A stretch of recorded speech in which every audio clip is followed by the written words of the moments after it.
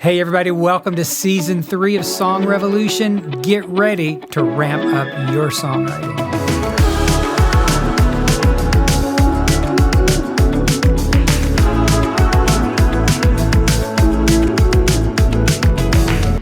All right, everybody, welcome back to Song Revolution. It's always a joy to be with you each week. We've been very consistent this year. We've taken a few years off, and it's good to be back to be following our NCS 2025 Songwriting Challenge this year. I hope that you're following along.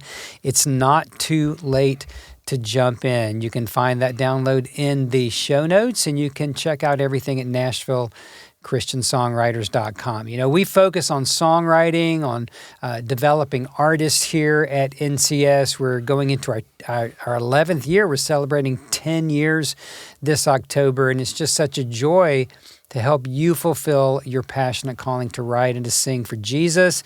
That's what we're all about. So, you know, I love this show because I get to bring people on that are just amazing human beings, and today is no different. You know, creativity comes in a lot of forms.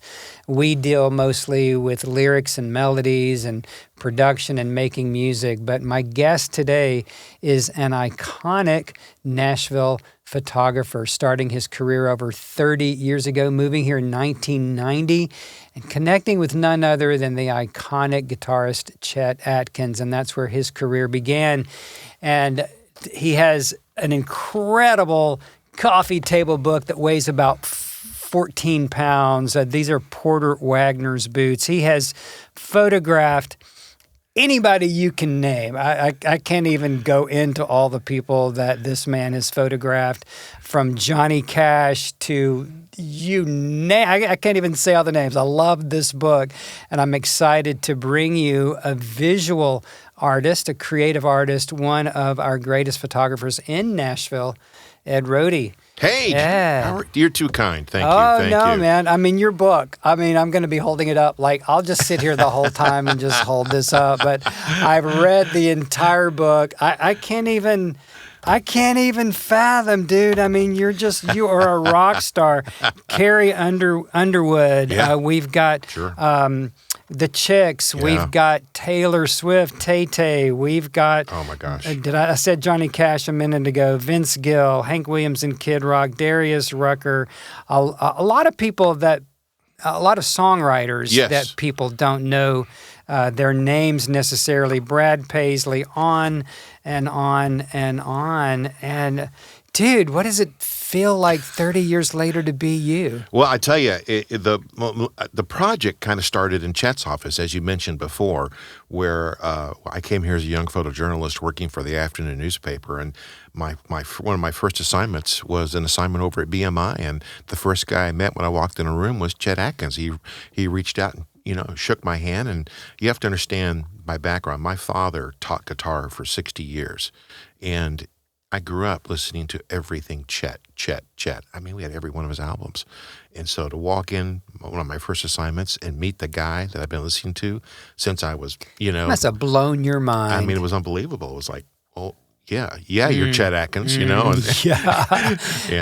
and I can hum every tune you ever wrote. Yeah. Good Lord, truly. And I kept seeing Chet every week. And then finally, after probably 3 months, he invited me up to his office, and we kind of started a walk-in relationship where I'd see him somewhere, and we walk up to his office, and we just sit there and chat. He was kind of a fascinating guy, and don't ask me why he picked me, but he liked to talk about a lot of things.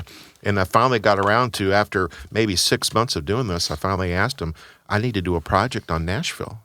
And he was like, son, you need to go hang out with the songwriters, musicians. And of course, me being there only 6 months, like, wow, there are a lot of songwriters in Nashville. Yeah. Heck yeah. And so that's kind of how the project kind of lifted off. This project started 30 years ago. 35. 35 years ago. Yeah. I'm going to hold up this picture of Chet. Let's see if we can get it on camera. Yeah. But I love the description. You can see that on camera. I can see that on the monitor. It looks pretty good. So I love what you said in the story, all the personal stories of this picture.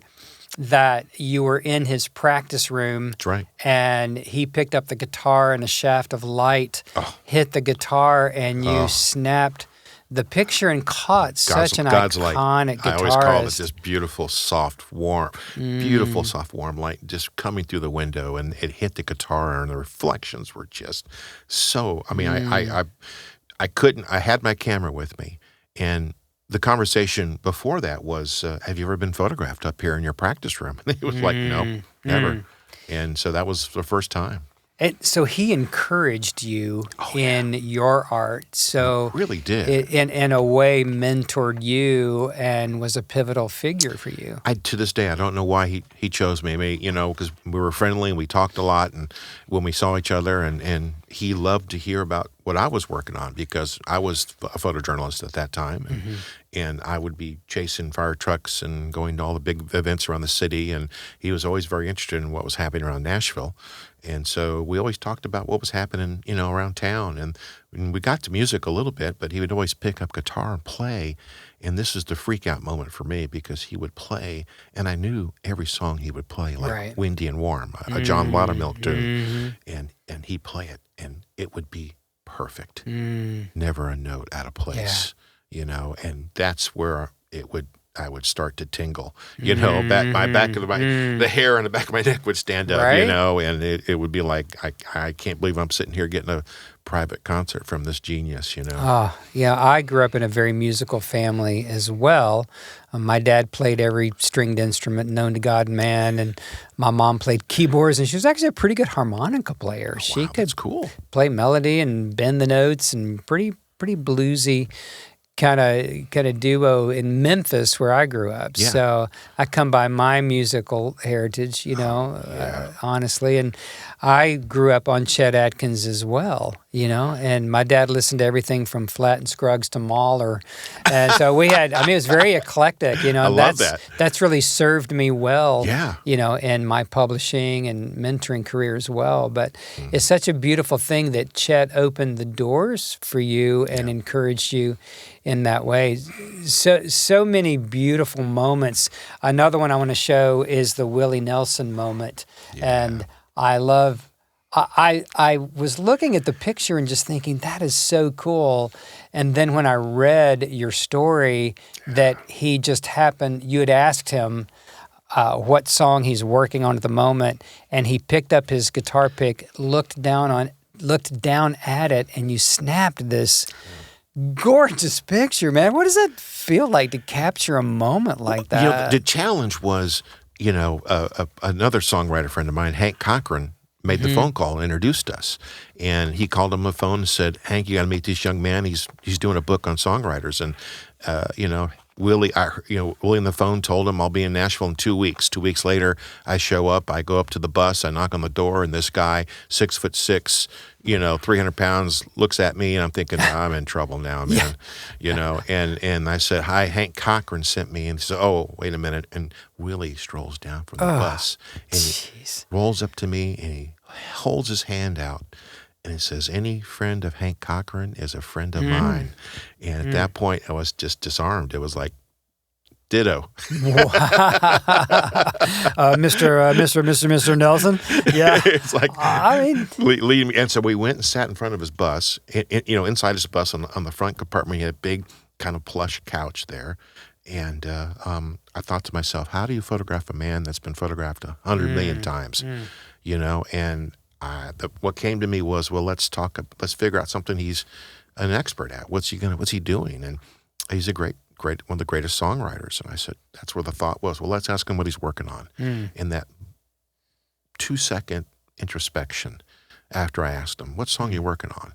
And I felt like that was the real Willie, because we can all put on a mask when we need to and be somebody, whether it's real or not, when there's visual pressure. But to me, trying to get to the soul of who Willie was, truly he's a songwriter. And to me, that question sort of maybe disarmed him for a slight second and a half. Right. and just so celebrated, and I don't know, maybe controversial in some ways, Willie. He's you got to be, right? He's out there knocking down walls and writing songs and leading a generation of songwriters, you know, and he certainly did it his way, a la Sinatra. There you go. You know, one of my favorite quotes attributed to him is he said, "I was an overnight success after 20 years in Nashville." Truly. Yeah. Yeah, absolutely. I mean, he was here in the 60s with Hank Cochran had a big part of him staying in Nashville, you know, and he actually, you know, got signed and did some music, but it really wasn't his music. It was more imprinted on him by some of the corporate folks, and he wrote some incredible songs, and it took him 10 or 15 years for him to kind of find that outlaw, you know, kind of scenario they jumped into, and he and Waylon and, you know, that whole group of folks that kind of took that outlaw movement and made it a thing, you know, kind of they kind of just became who they were, to be honest with you. You know? Right. Yeah, just being themselves. And like you said, the whole outlaw thing. I mean, I remember that, you know, through the years, it becoming a thing. Oh, yeah. And really a whole...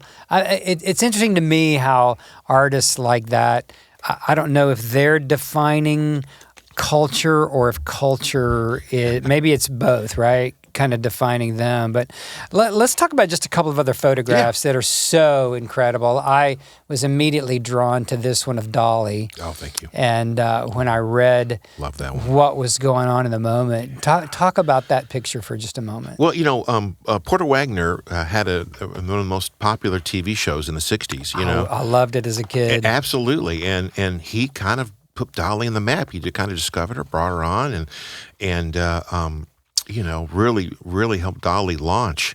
And of course, in the early 70s, they sort of broke up in a way. You know, they were. I think he produced many things she did till maybe 74. So I'm not quite sure at that time, but I was at a television production with Dolly, and we were kind of hanging at near the side stage, and there was a monitor down. I was sitting down, she was standing up, she was mic'd, and there was a monitor right next to me on my left-hand side, and during a commercial break, up popped, they ran some video of 1967 of Dolly and Porter sitting there on his show, first year, singing together, and she caught it out of the side of her eye and then locked in for about 5 seconds. And you caught it. And I saw this happening and literally so fast tried to bring the camera up, and I wasn't prepared, so it was almost like bring it up, compose, focus. Oh, what about exposure? You know? Yeah.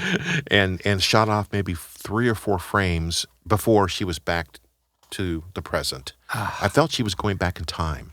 You know, if you look at her, she seems like she's going back. And it's to me, a special moment because Dolly is the ultimate professional.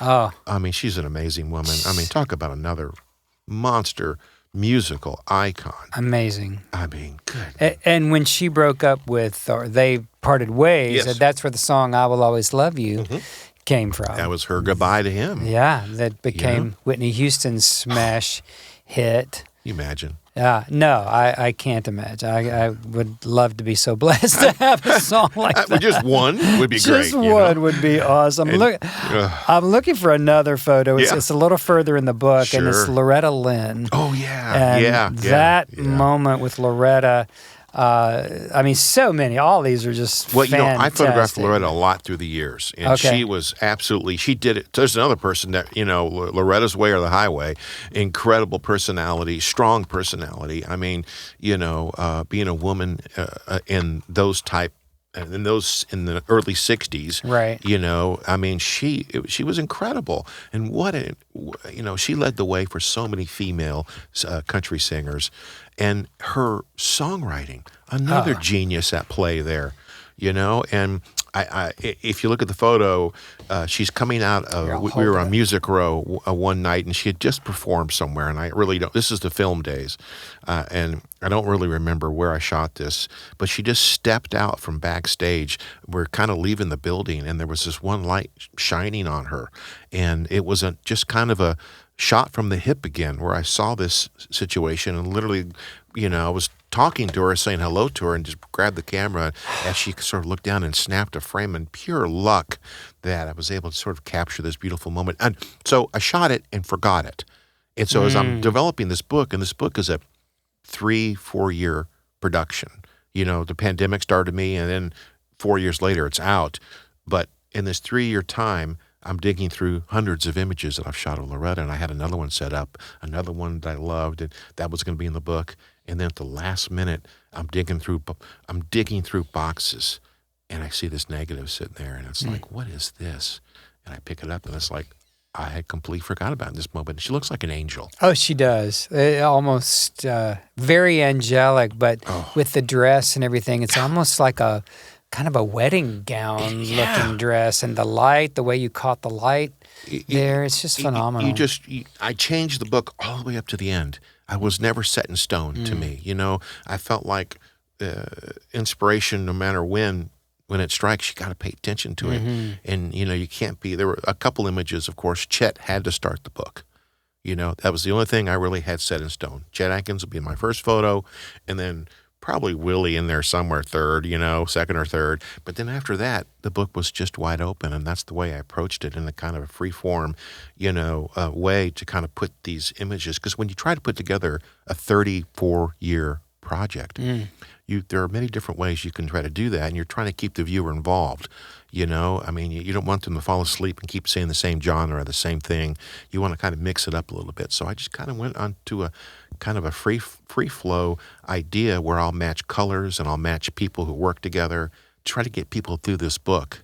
And honestly, I thought it worked out probably the best that it could, But at one point, I did have to let it go. Yeah, right.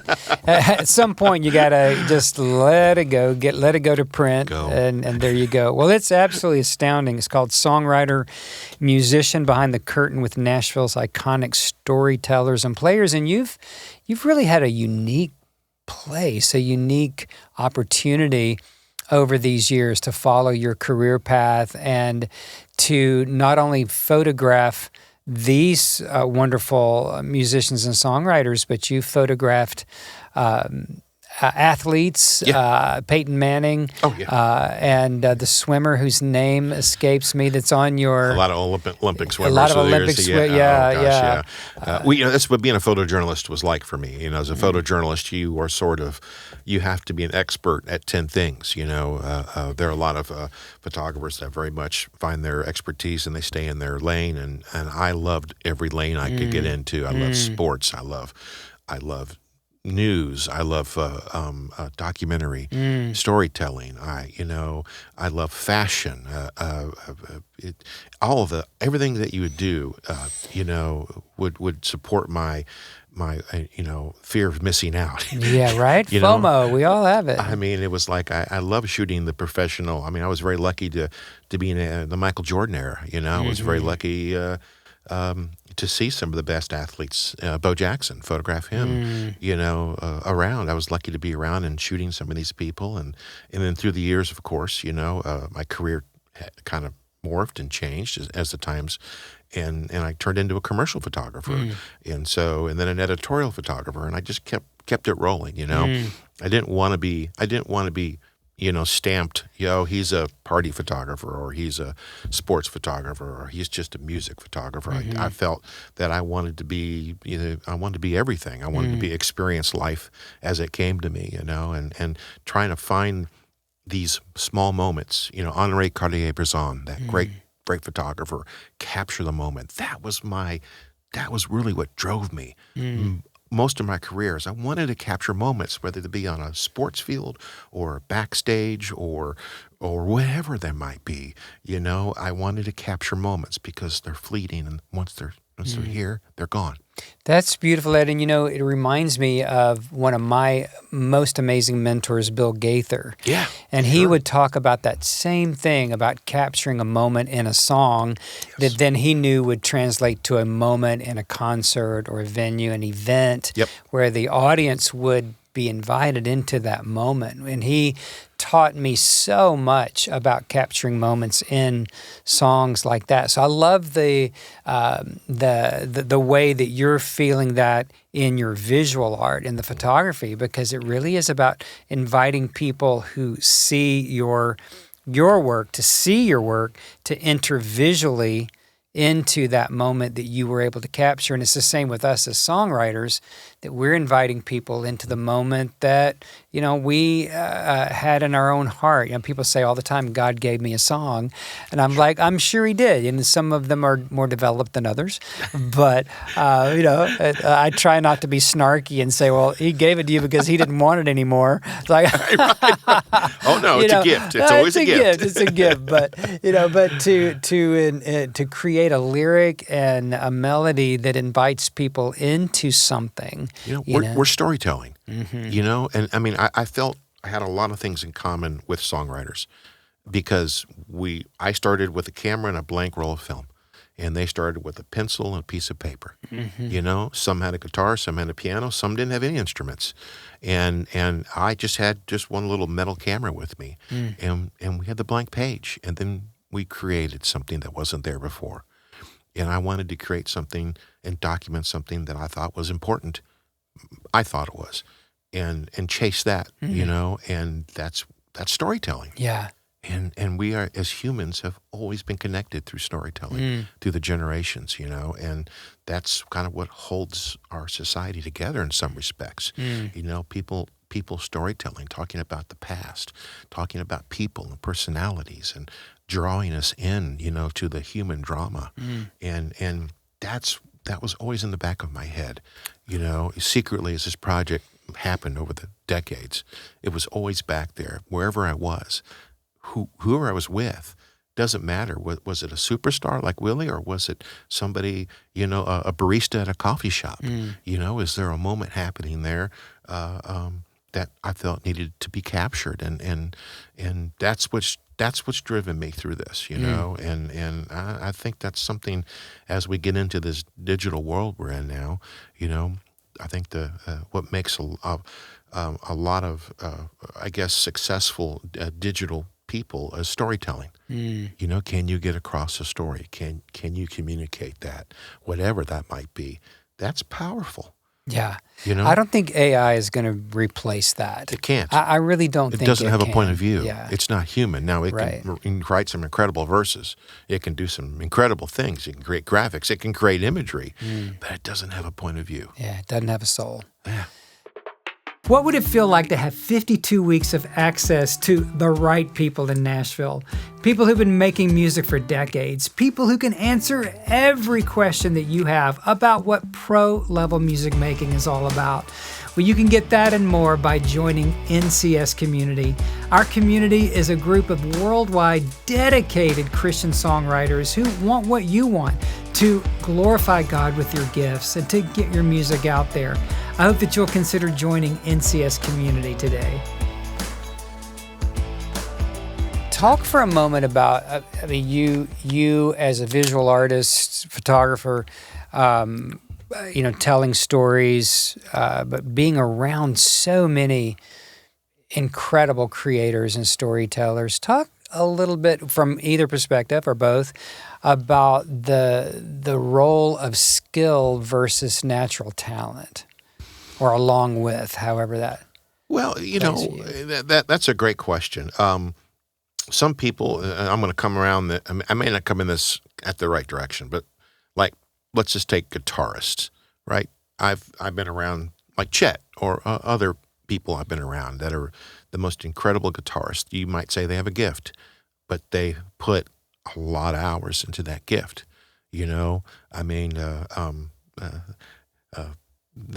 Practicing. Now, it may come at them easier than other. For me, I was born a drummer, so I can keep time in my head. Don't know why, I just can. When I picked up a guitar, I can keep time. I can play some wonderful guitar. Now, ask me to take a lead, and I'll just stare at you. Don't really have that ability, but I still work pretty hard at it, and so you figure out, people ask me, can I be a good photographer? And it's everybody can be a photographer. Everybody can be a musician if they want. Now, to what level or skill they, attain, that's a whole different scenario. But you have to chase these things and grow as a person. If I teach you a few things about photography, if I teach you how to see light, I think that'll stick with you like riding a bike. You know, you may not become a professional photographer. You may not even care about it in a month, but you'll retain some of the ideas I have about light and how it affects people and how it, drapes across a person. You know, what time of day to shoot somebody. Is there prettier light at different points of the day? Sure there is. And so it's like riding that bike. Once you learn a few things about something, you can always carry that with you. And so with musicians, there's a little bit of luck, there's a little bit of persistence, there's a little bit of work. I mean, you have to have a lot going for you. And of course, there has to be some natural musical ability, that's built in you. I know folks that can't, no syncopation, the music is not a part of it. They just don't have that. But they have something else that's wonderful. We all have different gifts. And so the bottom line through the years, the people I've seen succeed have worked their rear end off, have worked hard. And 99.9% of them, there are very few that just walk into it. Yeah. Those Right. 20-year overnight successes, And I think if you believe in what you want to do and you work your rear end off trying to get there, now you may have to do 10 other things, while you're working on that special, talent. But that's the way I was. I was doing 3 or 4 jobs trying to save money and buy equipment early on in my career. But I was learning as I was going along, and I was persevering and not giving up. And I always had that in the back of my head. And so I feel that,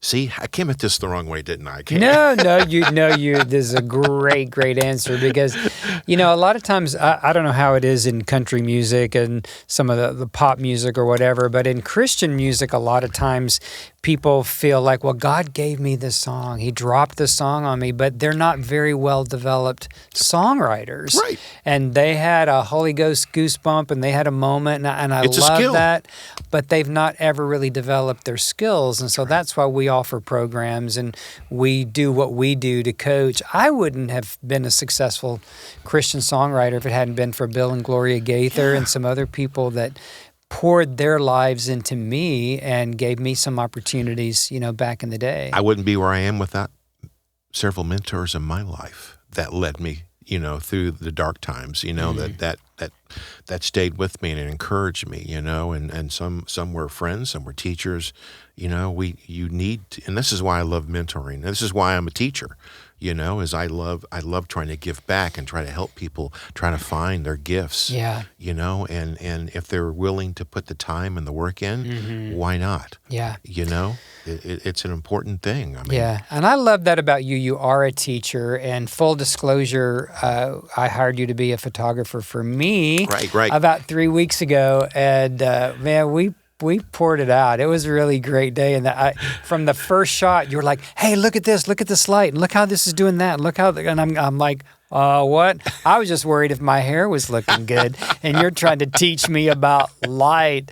And we had the best time. It was really fun. We had a lot of hands on deck that day, and that's true. I blew it out with the hair and the makeup, and I brought a grand piano in, and it was really fun. Now you have to show these pictures somewhere along the way. Right? You have to edit these in. Pop some in, but yeah, we're using them on my new website at johnchisum.com, which is different from our Nashville Christian Songwriters.com, but they'll probably show up some there too. But we have a big year coming up in 2026 with a book and a documentary and a bunch of things, new website and all that. And I knew that I wanted to get someone really unique, and a mutual friend introduced us, and it was just such a blast because you were really instructing me and you were showing me even in that moment what you were doing. Now, do you teach formally in some places? I actually am an instructor at Murray State University, and so I teach photojournalism and commercial photography and sports photography, and so I'm up there during the school year. I'm up there a few days a week teaching, and then I'm back in Nashville the rest of the week doing my regular job. So it's like, I'm kind of leading this double life here, but I absolutely love it. I love being there for the kids. I love giving back. The folks at Murray State have been absolutely incredibly lovely and supported me, and and my parents were teachers. I come from that wanting to give back, wanting to help, line. And so to me, it's been wonderful to being able to do that up there. And I think as a creative, it was a challenge for me because when I've been teaching 3 years now, and 3 years ago, I had to sit down and talk to myself and say, how do I teach somebody at ground zero how to pick up a camera, how to see light, how to mechanically shoot something, from the beginning with no knowledge. Usually over the years I'd mentor photographers, younger photographers, but they would have a beginning, point where they've been shooting for a short time. And I didn't have to start at ground zero, Right. And so I had to rethink how I, would teach somebody, how I would teach a young person, who's just getting into the visual arts, and so it was good for me. I had to reprogram my brain a little bit. I had to stop and rethink how I did things through the years. Yeah. And it helped refine even more, I love that. What I thought was important, And listen, we're in the world of storytelling. Every app we're into is storytelling, So whether I teach, upcoming journalists or just students who maybe don't go into journalism, they go into a storytelling mode when they get hired somebody. If they get hired at a company, they're going to probably be doing some of the marketing or some of the social media engagement, and that's all storytelling. Yeah.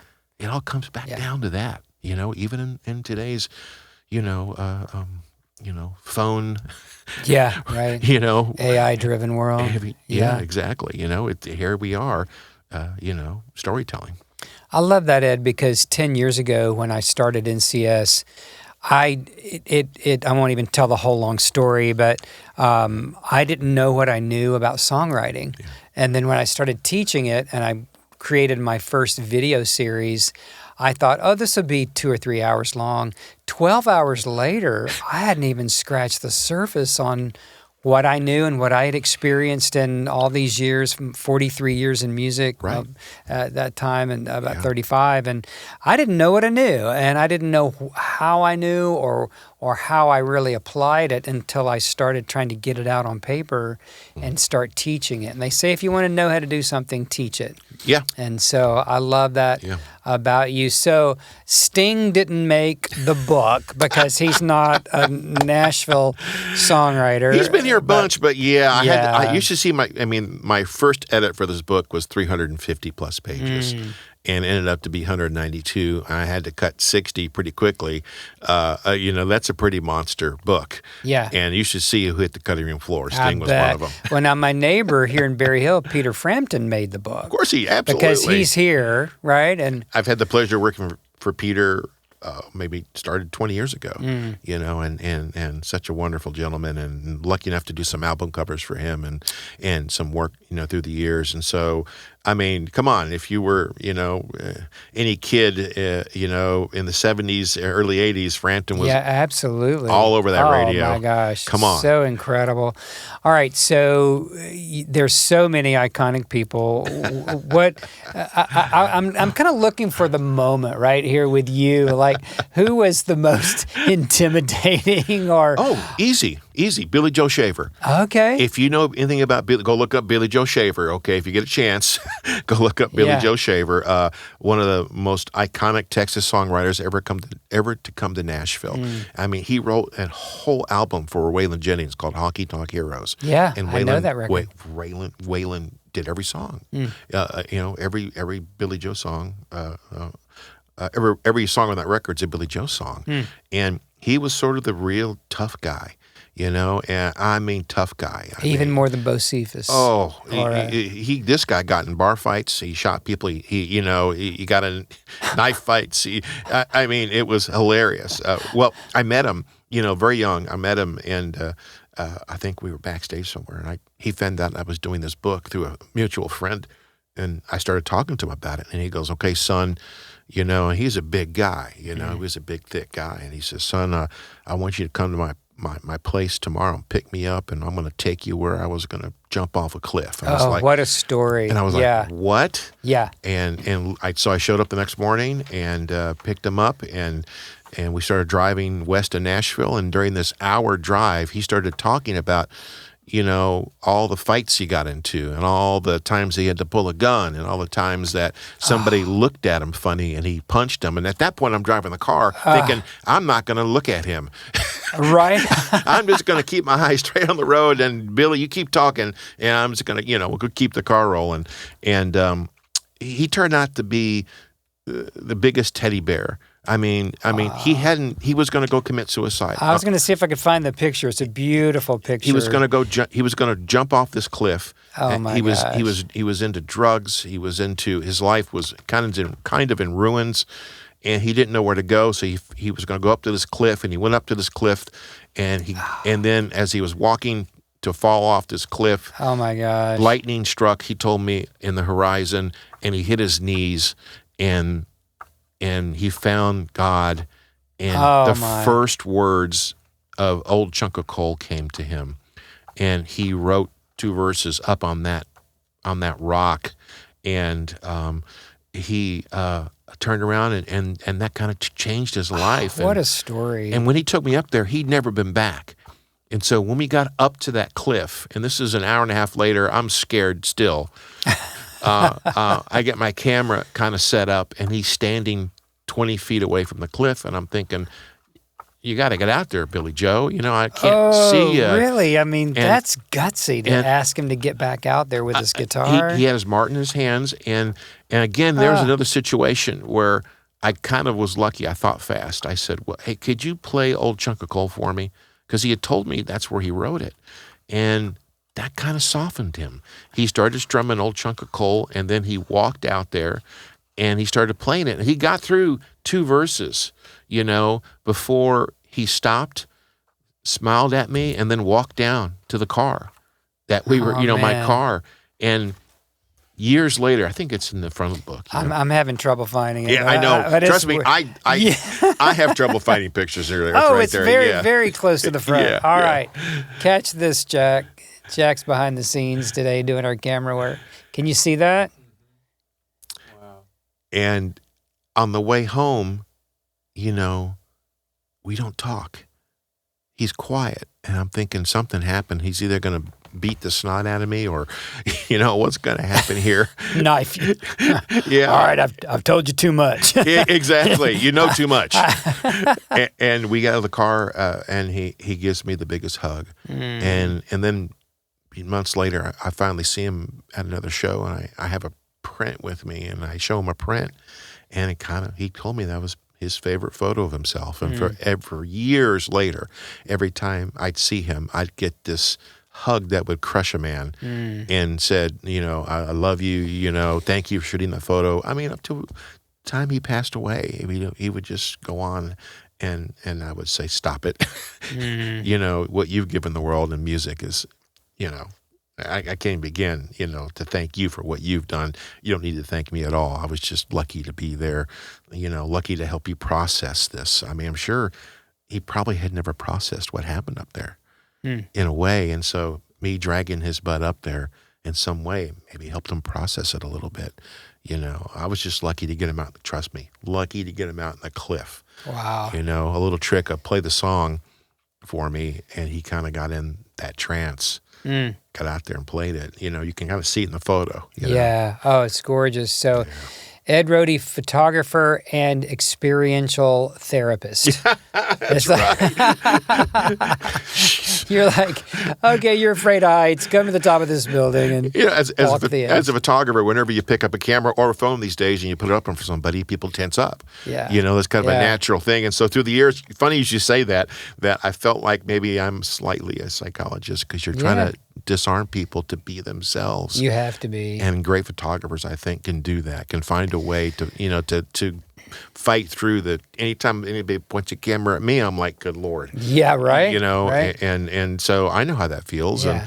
And so if you can disarm somebody in a way to capture who they are, man, you've done a pretty good job. There's so many correlations between what you do and what I do, because what I try to do is disarm people and get them to flow naturally. Of course, we're trying to add skills too, because we deal with a lot of very beginning writers at whatever age of life.